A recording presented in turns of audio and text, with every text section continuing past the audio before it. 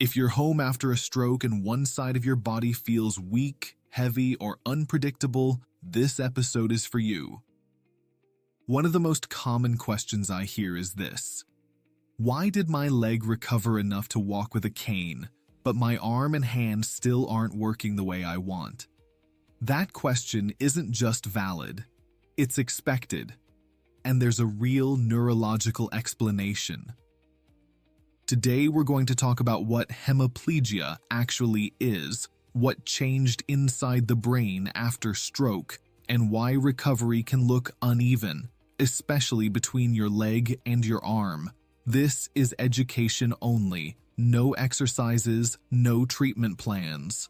The goal is understanding, because confusion creates fear, and fear blocks progress.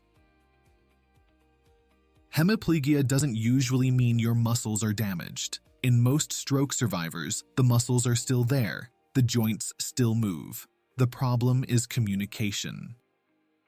Here's the simplest way to think about it. Your brain is the computer, your nerves are the wires. Your muscles are the hardware. After a stroke, the hardware is often still intact, but the signal coming from the computer is disrupted. It may be weaker, delayed, poorly coordinated, or inconsistent. So, hemiplegia isn't just weakness. It's a signal control problem.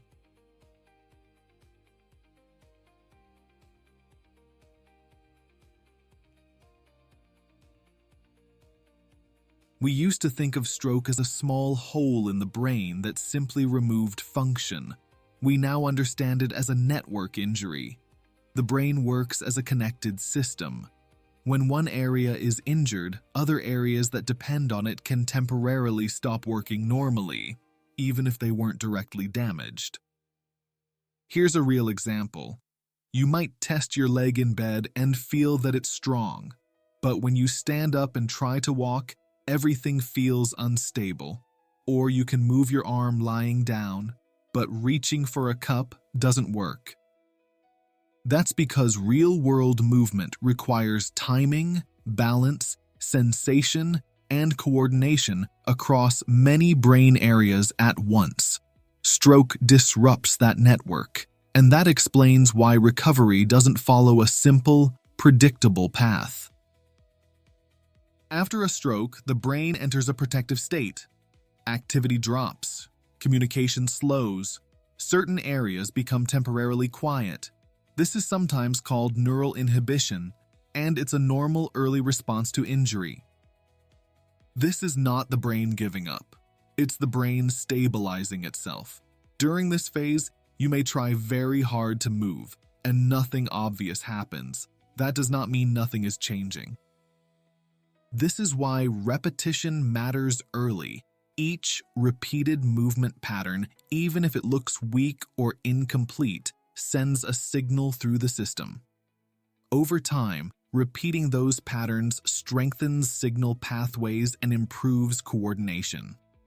Recovery often begins at the signal level before you can see it in the movement. Many people say, "I'm trying as hard as I can, but my body isn't responding." That mismatch between effort and output is one of the most frustrating parts of stroke recovery. The reason is straightforward. The brain has to rebuild and reroute signals around damaged pathways. Early on, the signal may fire, but not strongly enough or cleanly enough to produce visible movement. Think of it like a weak Wi-Fi connection. The message is being sent, but it's not getting through clearly yet. That effort is not wasted. It's part of the learning process. Now, let's address the key question.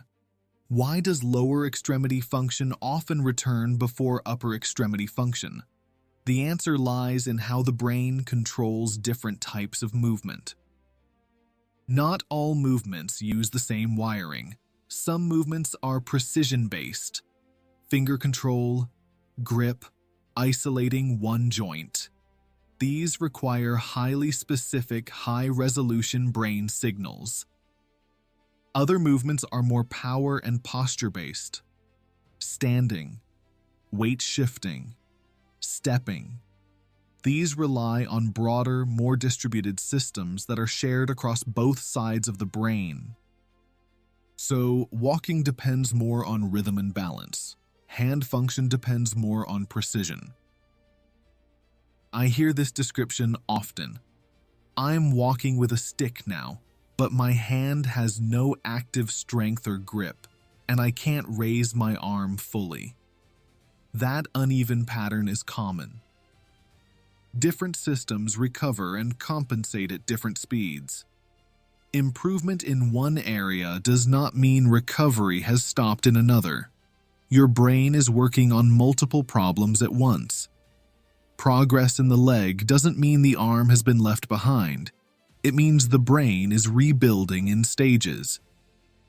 As the brain compensates, movements can look stiff or grouped together. For example, the shoulder, elbow, and wrist moving as a unit instead of separately. I've covered this in detail in earlier videos on spasticity and muscle tone. This pattern reflects changes in control, not regression.